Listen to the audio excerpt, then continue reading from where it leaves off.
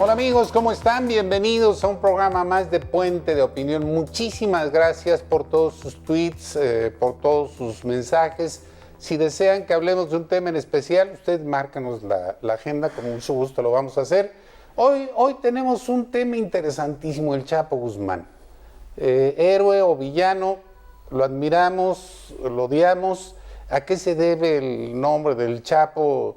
Del renombre del Chapo, a la corrupción, a la de él, a la de las autoridades. Las leyes son buenas, son malas. Bueno, hoy va a estar muy bien este programa, así que quédese con nosotros, licenciado Héctor Becerra. Muchas gracias. Interesante el tema de hoy.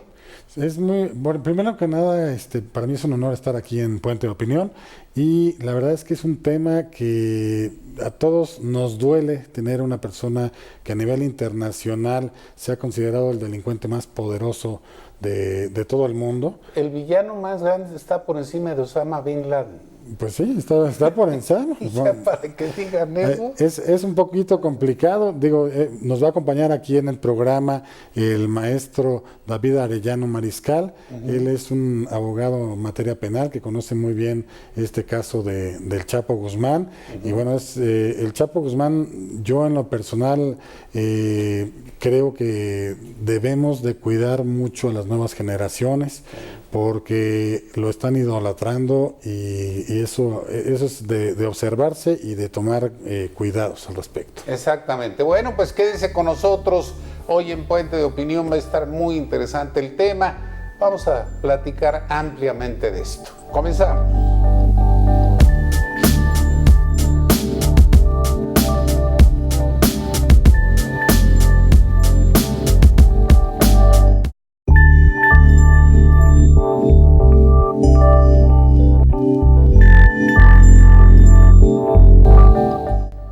Bien, continuamos aquí en Puente de Opinión.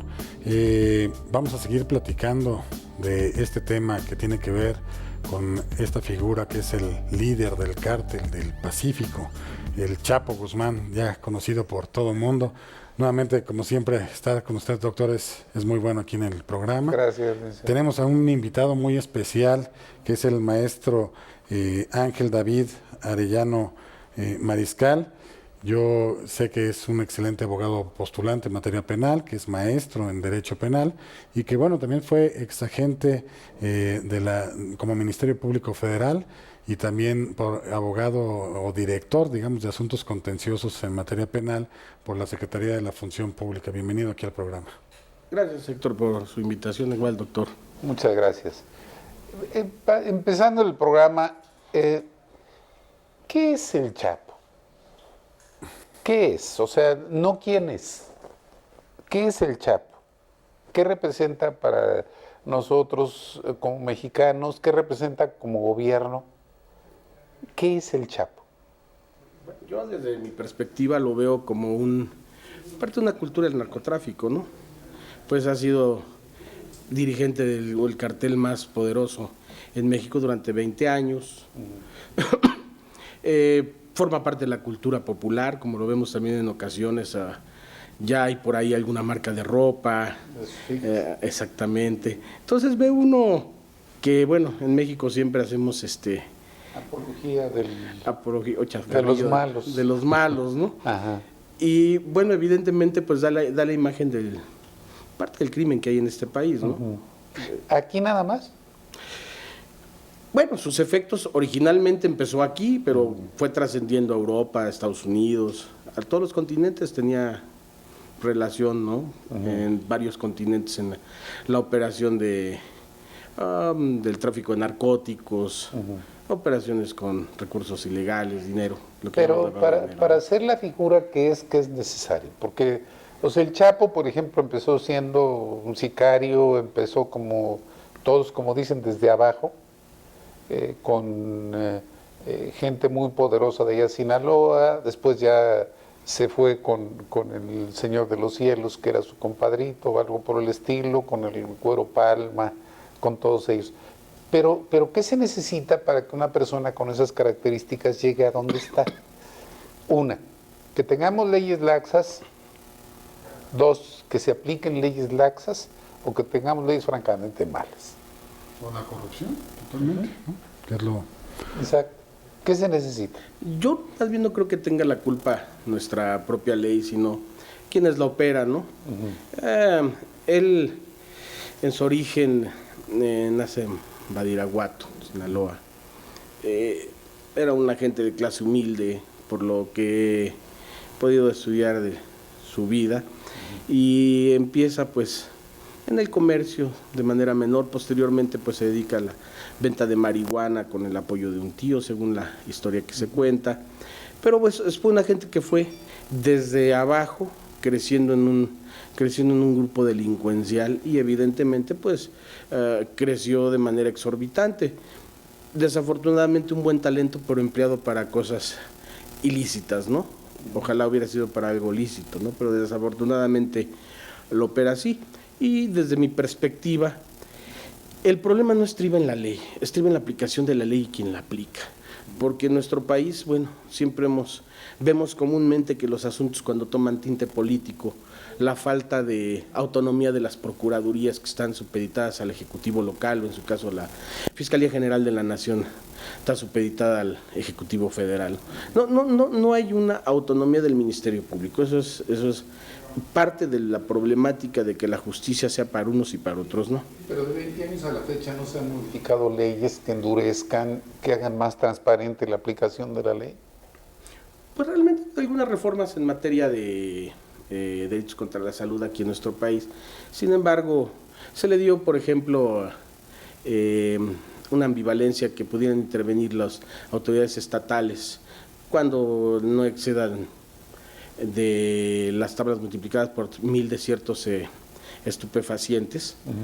Sin embargo, aunque ya puede intervenir la autoridad del Fuero Común y no le quedó la carga de combatir el narcotráfico o el narcomenudeo, no le quedó la carga al gobierno federal porque ya se repartió con los estados, creo que la estrategia no ha sido muy bien aplicada. Bien aplicada.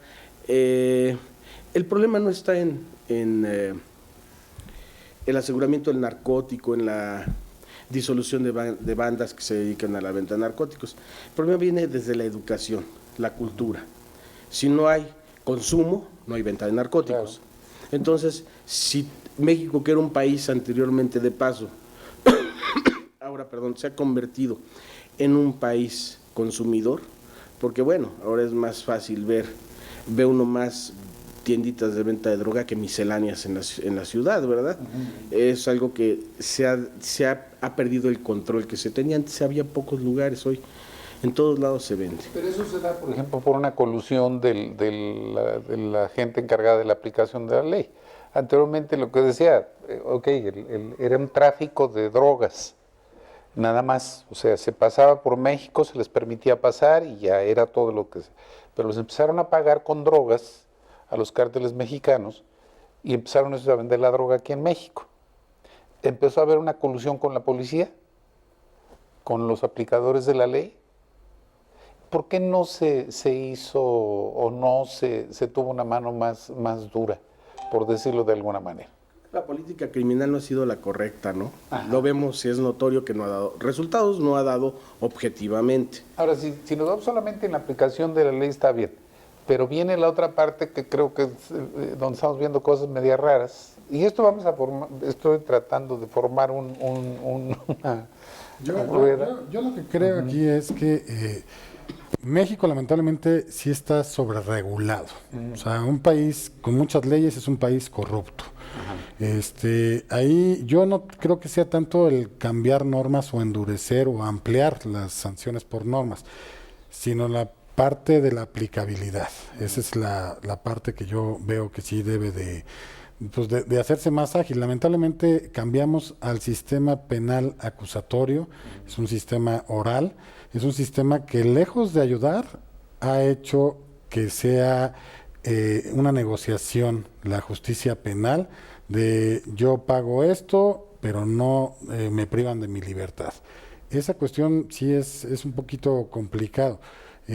Socialmente hablando, ¿por qué? Porque México no está preparado para tener este tipo de sistemas penales acusatorios, porque nuestra policía no es una policía como en países avanzados que aparte se respete por parte de la población. No es una policía de investigación. No es una policía de investigación y no está capacitada.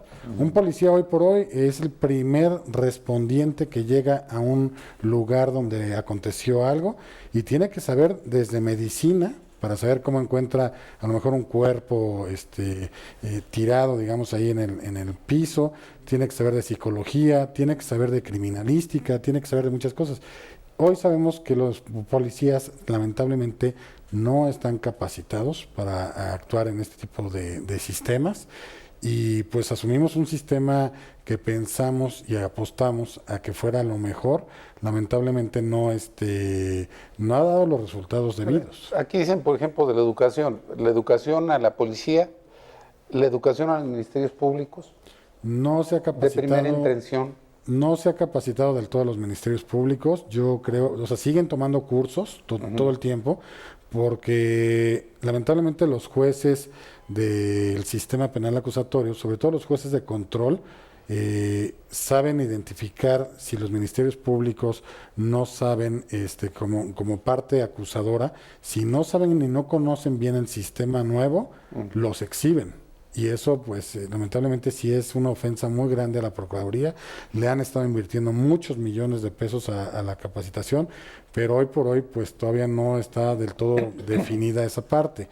Yo creo que se tiene que apostar un poco más a la capacitación, mejor implementación, pero también creo que no debemos de alentar a este tipo de personas como los Robin Hoods. Porque lamentablemente en México hicimos esta parte de enaltecer totalmente al Chapo Guzmán, lo vemos como un héroe nacional. Incluso yo recuerdo cuando salió la segunda ocasión del penal donde estaba en Almoloya, me acuerdo que todo el mundo celebraba que había burlado a las autoridades. Pues ¿quién va a celebrar el que se vaya un delincuente de Claro, de ese tamaño? de ese tamaño? Pero la gente decía, sí se pudo, qué bueno, y hasta lo hicimos memes, hicimos cosas y todo, ¿no? Pero a ver, ¿pero por qué se da eso? ¿Por un rechazo absoluto a la autoridad? ¿Por las pifias de la autoridad? ¿Por qué se da esa circunstancia? Bueno, perdón que tome tantito la palabra, nada más, yo lo que creo es, siempre nos gusta ver la vida como una película, y es el héroe de la película. Burló a las autoridades, se fue, y aparte, pues, todos los niños o los jóvenes que luego no tienen posibilidades económicas, lo ven como alguien, como un ejemplo de ser, alguien que tiene dinero, tiene mujeres, tiene viajes, tiene de todo, sí, pero ¿y su tranquilidad dónde está? Porque no tiene tranquilidad él en nada. Yo no sé, la pregunta aquí sería, bueno, ¿no aplicación de ley como en México?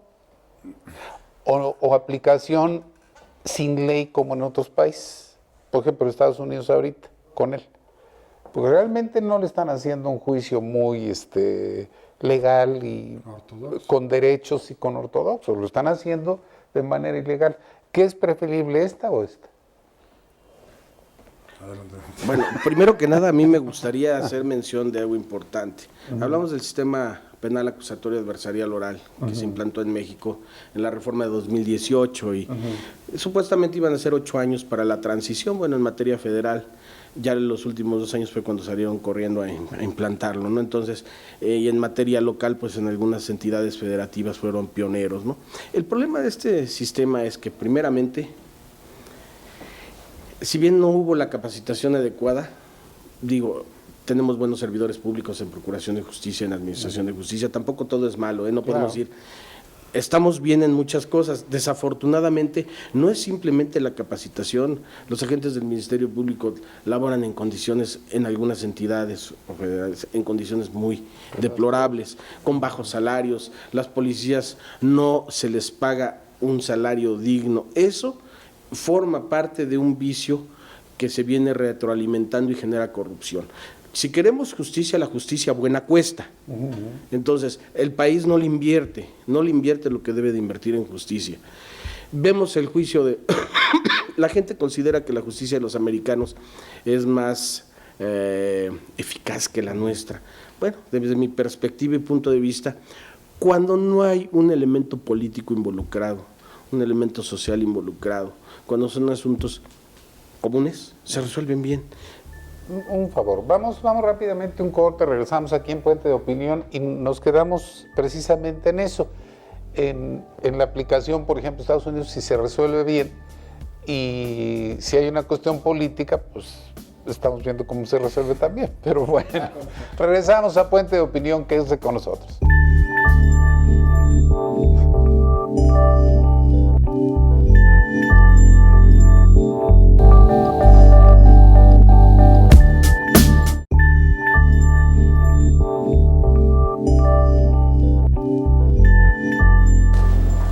Continuamos en Puente de Opinión, muchísimas gracias por seguir con nosotros y bueno, pues nos quedamos en la aplicación de la ley, por ejemplo, en otros países y en comparación con el nuestro. Por ejemplo, cuando nosotros íbamos a visitar Estados Unidos, si manejamos, respetamos el límite de velocidad, los semáforos y todo respetamos. No nos cruzamos a la mitad de la calle. No nos cruzamos a la mitad de la calle, ni tiramos un papelito en la calle, porque sabemos que ahí sí se aplica la ley. Aquí, desafortunadamente, creo que falta un poco de cultura, de educación a la gente, que eso es un factor muy importante. Creo que el combate al narcotráfico no debe de ser, en nuestro país, primeramente, no debe ser con balas, debe ser con educación y cultura, para evitar el consumo, y eso tendría como consecuencia que no hubiera venta. Con trabajo, con mejores condiciones para la gente. Y por otra parte, nosotros, el ejemplo que le pongo de que allá no nos pasamos los altos y todo, es porque ahí sí la ley sí se cumple. Exacto. Entonces, no dudo también que por allá exista algún interés político, exista alguna cosa. Sin embargo, ahorita porque tienen todos los reflectores, pues tiene que ser evidentemente una sanción ejemplar. Claro. Ya no fue una pena de muerte, estamos de acuerdo, fue una cadena perpetua y 30 años, ¿no? Entonces, pues prácticamente es lo mismo. ¿Qué va a cumplir primero, la cadena perpetua o los 30 años, cualquiera de las? Así es. Ajá. Entonces, yo creo que bueno que apelen allá a la autoridad americana por la contaminación que hubo del jurado, porque bueno, allá es a través de un jurado quienes emiten su veredicto, quienes emiten su fallo. Aquí en México pues es el juzgador, ¿no?, quien lo va a emitir. Sin embargo, considero que por la temática, por el impacto a nivel mundial, porque eso no nada más es México-Estados Unidos, ¿no?, también tiene alguna relación con el Oriente, con Europa, inclusive con África. O sea, hay una problemática extrema en relación a la venta de narcóticos en el mundo. Para tener una justicia buena, se necesita invertirle, claro, cosa que no he visto que se haya hecho. Yo prefiero malas leyes con buenos jueces que buenas leyes con malos jueces. Ahora, por ejemplo, en relación a la policía, uno, no les pagan bien, que digamos. Bastante mal ganado. Dos, el tipo de armamento que se les dan es total, y creo que les dan las balas contadas, que eso es lo peor. Y el tipo de armas, por ejemplo, comparado con los de la delincuencia, hay una diferencia enorme. También hemos visto que hay policías muy buenos, ¿no? Y se les reconoce, en lo personal puedo decir que existen muchos muy buenos, pero son los menos, están contados. Hablando específicamente del Chapo, ¿corrompió de manera tal al sistema él solito? Bueno, evidentemente ellos operan con una estructura muy organizada. Con mucho dinero. Hablaban de con recursos ilimitados. 1.800 millones de dólares dicen que le dio al anterior presidente. 1.800 millones de dólares. ¿Y de cuánto será el presupuesto de la Policía Federal? No, bueno, ya no, ahorita es de la Guardia Nacional. Sí. Pues no creo que llegue a los 1.800. No, y la fortuna del Chapo que supuestamente, es difícil comprobarlo y difícil de ubicar, pero dicen que tiene una fortuna de 12,000 millones de dólares. 14, ya dijeron los Estados Unidos. 1.800 millones para él no es ni el 10%. Sí. Para corromper a todo un presidente, un sexenio. Es nada. Pero aquí la parte interesante sería, ¿de veras tenía ese poder de corrupción él solo? Pues, ¿O se necesita la cooperación de todos? Bueno, poderoso caballero es don dinero, ¿no? Evidentemente había un control para poder trasladar el narcótico por carreteras, por aeropuertos, pasar las fronteras. Eso es una organización, no fue de una sola persona. Si bien había un líder, pero es un trabajo conjunto, son varias células que operan. Es complicado toda la estructura delincuencial ahí. Sin embargo, volvemos al tema. En Estados Unidos, por lo menos tratamos los mexicanos de ahí, vamos allá y respetamos la ley. ¿Por qué aquí no hacemos lo mismo? ¿Por qué aquí no nos dejamos de pasar los altos? A ver, dejen de tirar basura.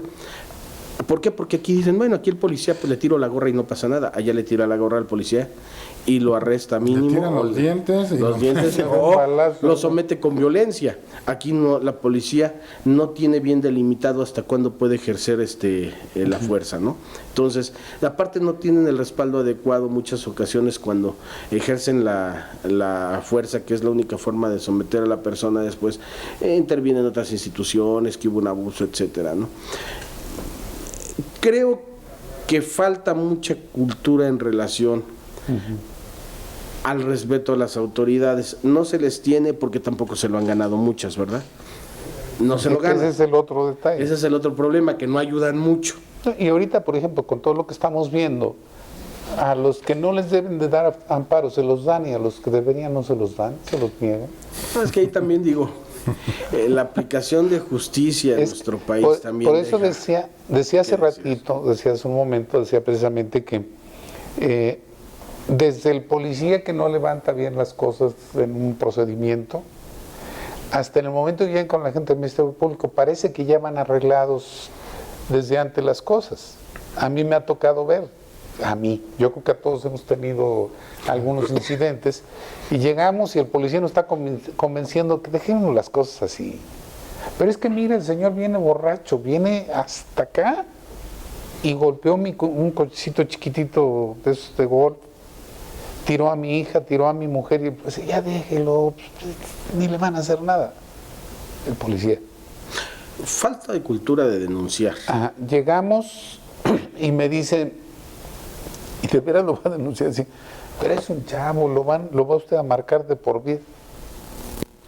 Y yo nada más le digo, bueno, está bien, ¿y si la mata? ¿Y si la próxima atropella a alguien? Entonces, yo creo que desde ahí empieza algo, y a lo mejor le sacan dinero al muchacho o llegan y arman mal las carpetas iniciales, y de ahí es donde empieza todo, y es donde la gente se enoja, porque dice, bueno, ok, detienen a los narcos ahorita, a los narcomenudistas. Pues la cara está llena de narcomenudistas, no de verdaderos narcotraficantes, a menos de que alcancen cierta notoriedad. Exactamente. Cuando alcanzan cierta notoriedad, entonces sí ya los bajan para que los otros suban. Pero ¿hasta dónde la ley permite eso? Las investigaciones también, volvemos al tema, son deficientes. No se hace una investigación. Vamos al origen. Desde que llega la agencia del Ministerio Público, es decir, en cualquier hecho delictivo, la policía no denuncia con el ánimo de no trabajar la gente, ¿no? Que sí se debe uno de invitar cuando son delitos por querella, pues que de una vez lo solucionen, ¿no? Si pueden llegar a un acuerdo y por economías procesales. Sin embargo, ellos tienen la idea de que nunca se formule querellas ni denuncias. Ahora, la policía también, ¿qué hace? Cuando hacen su IPH, informe policial homologado, muchas veces quiere negociar con la gente y plasmarlo de una manera en la que no ocurrió, cambiar las horas en las que fue la detención. Hay una serie de situaciones que son maleables o manejables por ellos. Entonces, eso puede cambiar el destino de una carpeta de investigación. Exacto. Totalmente. Desgraciadamente, los policías que tenemos, como vuelvo a repetirlo, no están en las condiciones adecuadas. A veces les gana el interés económico, la necesidad, el interés económico, que la justicia. Entonces, no podemos exigirle a nuestros policías, a nuestros ministerios públicos, cuando están en una situación como la hemos visto todos, no muy adecuada para el tipo de función que se desarrolla. ¿Por qué no se le invierte igual a la procuración de justicia que la impartición de justicia. Deberían invertir igual, tanto procuración como impartición, que tengan las mismas condiciones la procuración de justicia que la impartición de justicia. Allá en el extranjero, en Estados Unidos, los fiscales federales son muy respetados y queridos.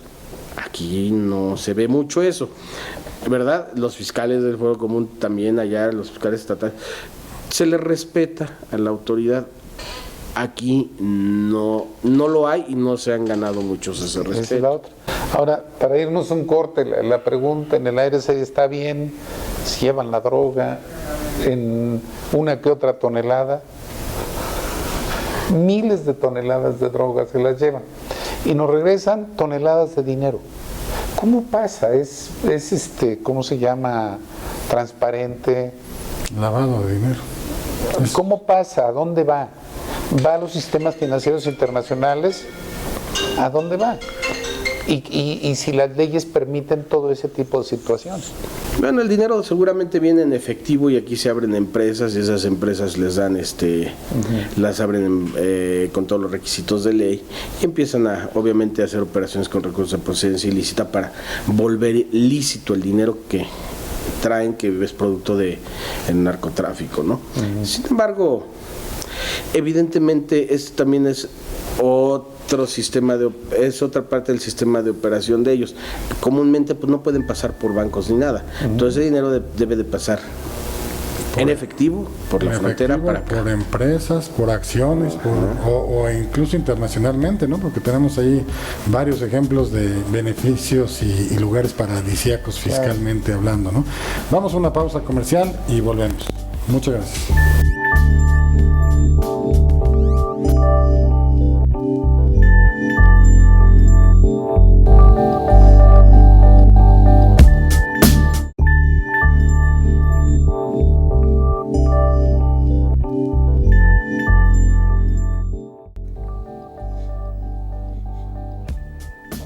Bien, estamos de regreso aquí en Puente de Opinión. Yo la verdad es que retomo un poquito las palabras del doctor Abel Cruz en cuanto a que si uno quiere cortar este monstruo de 1000 cabezas, pues necesitamos irnos a su columna vertebral, que sería el dinero, propiamente. Aquí la parte interesante es esta. Estamos hablando de los dineros. Claro. Se calcula que el mercado de las drogas a nivel mundial son de 600,000 millones de dólares.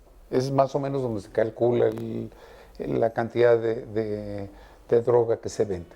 Claro. En Estados Unidos, por ejemplo, se habla ahorita que se vendieron con la legalización ya en Colorado y eso, cerca de 11,000 millones de dólares. Se aumentó, hablando de temas en oferta y demanda. Ajá. Había 122,000 personas dedicadas al cultivo, trasiego y todo lo demás legal, ya en todos los estados donde está autorizado. Ahorita ya hay 290,000 personas que se dedican exclusivamente a la venta, producción en todos los aspectos de la marihuana en específico. Lo que están proponiendo, por ejemplo, las autoridades, incluso ya es un tema que ya entra al ¿cómo se llama? Al sistema nacional ya de todo lo que se va a hacer, como se le dice, que va a hacer el gobierno de las políticas públicas. Exactamente. Sí, ya está en el Plan Nacional de Desarrollo, contemplado como un ingreso, claro, no como otra cosa. Entonces, yo creo que aquí la parte interesante es, ya estaban la senadora en esos días, hizo una iniciativa de ley precisamente para flexibilizar un poquito todo lo que era parte de amapola, marihuana, pero no de todas las drogas. claro. Ese es por un lado. Y por el otro, se dieron 38 permisos para algunos productos derivados de la cannabis, que eran cosméticos, remedios herbolarios, bebidas y alimentos y una parte textil. La parte textil incluso ya se estaba trabajando desde antes. Había 5 compañías que podían traer productos derivados del cáñamo, pero las echaban de reversa. Claro. Yo veo una incongruencia aquí, porque por ejemplo, los que obligan al gobierno a no aceptarlo, y hay que ser claritos, porque de repente son unos hipócritas, y dicen que Estados Unidos nada más nos dice que si nos da una sugerencia. No, nos dice si se puede o no se puede. Y el gobierno desgraciadamente lo acepta. Y hay gente que dice es que nuestra dignidad, alguien salió diciendo eso hace poco. Claro. Y uno dice, está bien, pues ¿a qué precio vendimos la dignidad? Pues al precio que nos hicieron dependientes de Estados Unidos. Cuando no éramos dependientes de Estados Unidos económicamente por producción del petróleo, por otras cosas, podíamos decir y hablar. Ahorita no podemos porque nada más le cierran tantito acá el ingreso y la economía se cae. Entonces, ellos dicen que nosotros no podemos legalizar la marihuana específicamente, y ellos casi en el 60% de todos los estados en Estados Unidos está legalizado. A nivel federal no, pero a nivel estatal sí. Bueno, ¿y qué está pasando con todo eso? Que todo lo que venden es una gran cantidad de impuestos. Ya no estamos hablando de dinero de mano tras mano, sino de impuestos, lo que está pagando la gente de impuestos por el negocio. Si en México se abriera esto, y se vendiera legalmente lo que se vende ilegalmente, porque no nos hagamos guajes, el mercado negro es una cosa espantosa lo que hay en México, ¿sí? Y es en todos lados. Si alguien quiere y nos saliéramos ahorita a la esquina, y le dijera al mesero de un restaurante, oye, consígueme una tacha, se la consiguen. O al bolero, o el señor que vende chicles. No el narcótico, no, y se la traen. Claro. ¿Quiere vapeadores? Los que quieran. ¿Quieren vaporizadores? Lo que se les antoje. Bueno, eso es lo que legalizaron, y esos son impuestos. O por ejemplo, en bebidas, ya hay en Estados Unidos hay un restaurante de ¿cómo se llama? Con chef y todo, de gourmet, donde exclusivamente se venden productos con cannabis. Aquí otra vez mi pregunta es esa. Económicamente, entra en la economía formal todo el dinero de la economía informal. ¿Qué hacer? Tenemos que combinar el control de la parte legal a la parte económica, o la dejamos que siga fluyendo tal cual y se paga con muertos y se paga con otras cosas. Y desafortunadamente, lo que está prohibido es lo que nos gusta, ¿no? Comúnmente dicen por ahí, ¿no? Aquí, ¿qué sucede? El narcotráfico, el uso de narcóticos es un grave problema de salud pública hoy en México. ¿Qué es mi salud? Que yo puedo hacer lo que quiera con mi cuerpo, etcétera. Eso es una cosa que mucha gente alega. Yo en lo personal considero que sí se genera un conflicto cuando una persona consume estupefacientes psicotrópicos de manera irregular. Ahora, sí es entendible por cuestiones de salud terapéuticas que se les dé, claro que sí, eso debe de estar, ya debería estar legislado y autorizado todo tipo de narcótico para cuestiones de salud, para tratamientos de salud. Y se usan de manera legal además. Así es. El 10% de la población en general usa psicotrópicos en México, el 10%. Así es. ¿Sí? El punto es, ya necesitamos una legislación moderna donde sí se considere todos los narcóticos para cuestiones terapéuticas autorizados, y que obviamente lleva un control muy riguroso de quién los produce, etcétera, y cómo llegan al público. Lo que no se puede permitir es, yo no comparto la idea del uso lúdico, no comparto la idea, no considero que sea adecuada. Todo lo que va en contra de la naturaleza no está correcto. Digo, el cuerpo humano no requiere tetrahidrocannabinol para funcionar. Dijéramos, es que si no tiene marihuana no funciona. Bueno, pues si fuera necesario. Desgraciadamente, la opinión de algunas autoridades ha sido en otro sentido. Yo no creo que la solución esté en legalizar nada, no lo considero así. Estaríamos generando un problema mayor de salud pública. Lo que debe de hacerse es un plan de educación, cultura, para que desde la gente que nace, desde los niños pequeños, etcétera, sepan y conozcan el alcance de las drogas, y que no continuemos siendo consumidores, que pasemos dejemos de ser el país consumidor que ahora somos, para poder salvar el problema del narcotráfico. De otra forma es difícil, nunca se va a resolver con balas. Y al final, pues esas estructuras, si no tienen venta, no tienen recursos, y si no tienen recursos tienden a desaparecer. ¿Qué mejor manera de decir? Nadie compra narcóticos, pues ahora van a buscar vender aguacates, ¿no? ¿Qué está ocurriendo? He escuchado que ahora algunos grupos delincuenciales ahora ocupan los cerros para sembrar aguacates. Digo, es un negociazo, ¿eh? Claro. ¿Y qué pasa? No es marihuana, no es amapola, no hay mucho problema, si acaso, bueno, algunas sanciones administrativas, etcétera, pero pues nada grave, ¿no? De que hayan sembrado aguacates, se hayan implementado sistemas de riego de goteo. Entonces, volvemos al tema. El narcotráfico, los cárteles de las drogas se han diversificado y tienen varios ya tentáculos. Ya no nada más venden narcóticos, también ya tienen negocios lícitos donde van lavando su dinero, van generando más riqueza. Entonces, es un problema cultural, económico y social que no se ha querido resolver porque no se tiene la voluntad tampoco. Porque en las casas de los jóvenes, el papá, la mamá, oye, ¿no has visto raro a Carlitos? ¿Por qué? Es que llega y se mete a su recámara, huele feo, se esconde, le he visto los ojos rojos. La propia familia debe de empezar a poner orden y establecer y explicarles cuál es la problemática. ¿Qué sucede con el joven? Al joven primero llegan y le regalan la droga, ya cuando le envician se la venden, después cuando ya no tiene dinero para comprar porque va creciendo su grado de adicción, empieza a robar y acaban matando gente o asaltando bancos o convirtiéndose en parte de una asociación delictuosa. Si no hubiera esa cadena o ese eslabón de que empezaran consumiendo el narcótico, no tendríamos tantos problemas como hay sociales ni económicos, ¿no? Porque pues estudian familias. Sí. El problema aquí es que desgraciadamente ojalá fueran los jóvenes. El problema es que empieza desde los niños en las escuelas primarias. Así es. Donde empiezan con procesos de tipo alcohólico.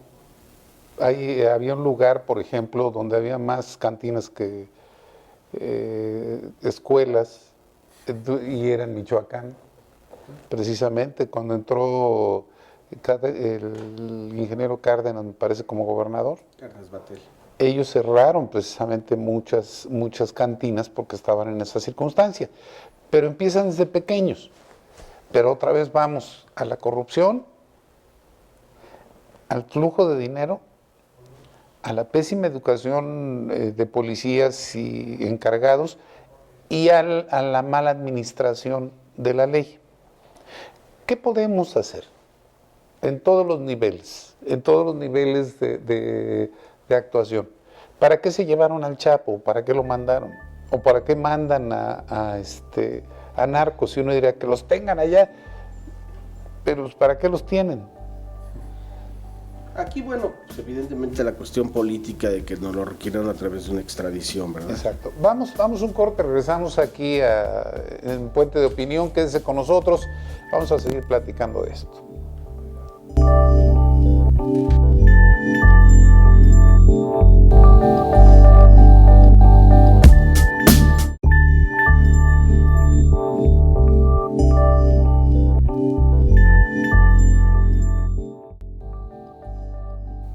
Bien, seguimos aquí en Puente de Opinión.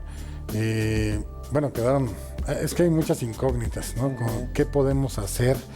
Que fue la parte final, digamos, del bloque. Yo creo que lo hemos hecho, insisto, un Robin Hood. Estas narcoseries que han estado saliendo fomentan totalmente el actuar de los jóvenes, de los niños, y lo idolatran totalmente. Creo que deberíamos apostarle por enseñarles lo que vive realmente un narcotraficante que no puede echar raíces en ningún lado, tiene que estar escapando, y no nomás es él, toda su familia. Porque yo conozco a una persona que que es hijo de un narcotraficante muy famoso, y él hizo una película donde narra lo que él vivió en su infancia. Y dice que es lo peor que le pudo haber pasado, porque nunca tuvo amigos, una escuela, una educación normal como cualquier otro muchacho, balaceras por todos lados, tenían que estar saliendo a deshoras en la madrugada de un lugar a otro. Eso es lo que no nos platican, digamos, estas narcoseries, en el sentido de lo que viven realmente, la psicosis que viven la familia por estar yendo a salto de mata, digamos. Pero lamentablemente también creo, como otra conclusión en lo personal, ya ahorita le cedo aquí el uso de la palabra, creo que lamentablemente, por más que mejoremos la implementación de las leyes, que tratemos de controlar un poco más la corrupción, lamentablemente todo recae desde el ámbito político, lamentablemente. Y veo que es un gran negocio el narcotráfico, porque empieza, digamos que desde Colombia compro, no sé, $100 de, no sé, cocaína, marihuana, algo, y en base a que va subiendo a Estados Unidos se va multiplicando totalmente, hasta que llega a que esos $100 ya no fueron $100, ya me deja a lo mejor $1,000, $10,000, no sé, el kilo a lo mejor de Se cocaína. habla que un kilo de cocaína puesto allá en Colombia, por ejemplo, anda entre 800 y $1,000. Okay. Cuando llega a Nueva York, por ejemplo, vale 40,000 dólares. O sea, ¿qué negocio Y te deja en esa? puro, Sí, pura. claro. Y después ya vienen los cortes, y entonces ya... Lo rebajan, digamos, para que se haga mucho más, ¿no? Pero yo lo que creo es que ningún negocio es tan noble en cuanto a económico, en lo económico se refiere, y por eso pues muchos políticos están metidos en este negocio, en este gran negocio, pero ojalá y sí en un futuro podamos regularlo más, porque lamentablemente esto de que ahora nos volvimos un país consumidor, digo, lamentablemente puede haber muchos accidentes, y pues a lo mejor van a pagar justos por pecadores, ¿no? Exacto. ¿Cómo hacer? ¿O cuál sería la escalera? Bueno, aquí viene, como diríamos, la parte medular de todo esto. A mi punto de vista personal, creo que debemos de comenzar por una educación integral desde los niños para ir cambiando de manera gradual el posicionamiento que hay en México en relación a los narcóticos. La modificación a la ley, el endurecimiento de las penas, no es un remedio ejemplar. ¿Qué se buscó con el nuevo sistema de justicia penal? La descompresurización del sistema penitenciario, que ya no cabían, ¿verdad? Ya no se pueden seguir construyendo cárceles, ya no caben. Ajá. Entonces, aquí el punto medular sería, bueno, se tiene que generar un plan de cultura, de educación desde la infancia, se tiene que atacar también a la gente que ya tiene adicciones, obviamente con un tratamiento para rehabilitación. Se debe hacer un esquema ordenado, importante y eficaz para los que no son farmacodependientes o consumidores, no lo vayan a hacer, y para los que son, dejen de serlo. Esa es la solución más sencilla, porque al no haber compra y venta no hay generación de recursos, al no haber generación de recursos caen estos grupos delincuenciales. Que les cambiemos las penas, que endurezcamos el sistema penal, no va a resolver nada. Pero sí, esto debe de ser algo integral, no nada más es la educación y la cultura, también cambiar las condiciones en las que labora la Procuración de Justicia, ya sea a nivel estatal o a nivel federal. Las fiscalías deben de contar con los recursos económicos adecuados, y considero que sería muy importante homologarlos al nivel del Poder Judicial, porque están en una desventaja total. El Poder Judicial vive una realidad muy diferente a la que vive la Procuración de Justicia, totalmente. Estamos hablando de eso. Estamos hablando entonces de la parte de educación. Educación y cultura. Económica. Económica. Por ejemplo, fomentar la parte económica tanto de los procuradores de justicia, de los administradores de justicia, Así es. y de la población. Así es. Porque de repente se nos olvida que la población es, si alguien económicamente está bien, difícilmente va a entrar en algo que le conlleve un riesgo mayor del que está dispuesto a llevar. Pero una persona que está mal, lo que le ofrezcan es bueno. Ahora, lo peor del asunto es, y lo hemos dicho igual acá, La gente piensa que que las personas que se meten en una situación de esta índole empiezan a ganar millones de pesos. Resulta que no. El 99% de toda la gente que se mete al narco desde abajo, pues gana 1,500 pesos a la semana. Así se empiezan con sueldo. Ganan 6,000 pesos y es unos 8,000, y es el grueso de la gente que se dedica a las actividades más fuertes, como es asesinar y el trasiego y todo lo demás. Entonces, mejorar, no se necesita mucho para mejorar las condiciones generales de la población, generando empleos, generando una educación social adecuada. Ahora, las leyes que existen son las adecuadas, por ejemplo, para controlar lo que se lava en dinero en México. Bueno, ya en ese aspecto, en operaciones con recursos de procedencia ilícita, Ajá. evidentemente podemos ver que, bueno, sí hay algunos esfuerzos hechos por el gobierno, pero pues las áreas correspondientes de investigación por parte de la Secretaría de Hacienda, es complicado el sistema financiero para analizarlo, etcétera. No se tiene una estructura amplia para poder atacar desde el punto de vista desde el lado de la autoridad la operación con recursos ilícitos que generan estos carteles o grupos delincuenciales. Evidentemente el área de inteligencia de Hacienda no es suficiente, ¿no? Yo considero que crearse un organismo autónomo que entre a vigilar Directamente eso. directamente, única y exclusivamente. Porque se habla, por ejemplo, que casi en todos los países está la misma historia, que dice que varios de ellos, incluido México, los narcos, algunos dijeron, déjenme trabajar, yo pago la deuda externa. Letelier, por ejemplo, en Colombia, el que se compró una islota y todo lo demás, que lleva una vida muy fastuosa, él decía eso, déjenme pagar la deuda colombiana, toda completita. Yo la pago, quién sabe cuánto tendría. Las caletas de este señor Pablo Escobar, cada caleta de $600 millones, y perdió todas casi. Así es. Entonces, aquí la parte interesante es esta. ¿Será cierto que un sistema financiero internacional colapsa si se corta de golpe todos los ingresos por narco? Pues, yo creo que son motores económicos a nivel internacional y sí pueden colapsarse si Hay bancos, por ejemplo, que han sido castigados, que ahorita son los que andan alegando por otras cosas. Nos han multado. Pero pues es una multa mugre. Bueno, Perdón. las revisiones que traen sí son bastante fuertes. Pero siguen trabajando. Sí, siguen, bueno, y seguirán trabajando. Ese es el problema. Entonces, aquí la parte interesante, yo creo que sí tenemos que ponernos a pensar, es lo que decía el maestro, tenemos que llevar todo un fundamento adecuado, pero en todos los niveles. No nada más decir, ok, la policía es mala, todos son corruptos. Los jueces todos son corruptos. Yo creo que la gente que nos dijeron alguna vez que éramos corruptos por naturaleza, pues a mi papá nunca me dijo que robara yo. Bueno, aquí la parte interesante es esta, ¿hasta dónde podemos hablar de corrupción? Si al Chapo lo mandan y a un gobernador aquí, pues un juez ya determinó que ex gobernador, ya determinó que por lo que se le está juzgando y con lo que arregló para que lo juzgaran, lo dejan ir.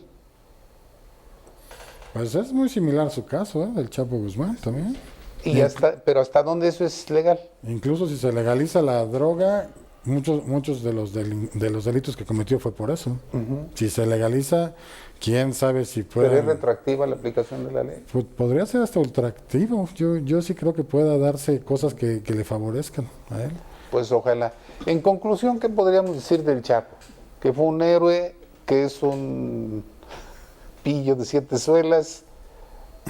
Bueno, sí considero que sí es un líder del cartel que en su momento fue el más importante en México. Sí cometió varios ilícitos, evidentemente, y que lógicamente, bueno, debe haber sido de mi punto de vista, primero debemos haberlo juzgado en casa y después mandarlo para allá, pero bueno, ya fue extraditado, ya fue juzgado, que está pendiente su apelación. No creo que por la situación política que se genera, por la política criminal americana, por presiones internacionales, evidentemente Tienen que quedar, no creo que le reduzcan la pena ni se la modifiquen. Para mí, punto de vista, esa apelación no va a prosperar. A lo mejor le quitan los 30 años y ya. A lo mejor le quitan los 30 años. Pero bueno, eso no cambiaría la historia prácticamente, ¿no? Seguiría siendo perpetuo. Y aquí evidentemente nunca vendría, nos queda claro, ¿no? Claro. Pues iremos viendo cómo se va desarrollando esta parte pues este juicio de Chapo Guzmán, veremos qué es lo que pasa.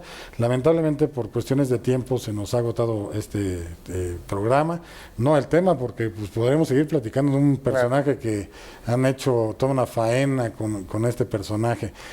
Bueno, si usted tiene alguna duda, alguna aclaración o algún comentario que desea realizar, tenemos redes sociales aquí en Puente de Opinión, nos pueden escribir a puentedeopinion@gmail.com o buscarnos también en Facebook y en Twitter. En Facebook estamos con el nombre Puente de Opinión y en Twitter estamos en C Opinión Puente.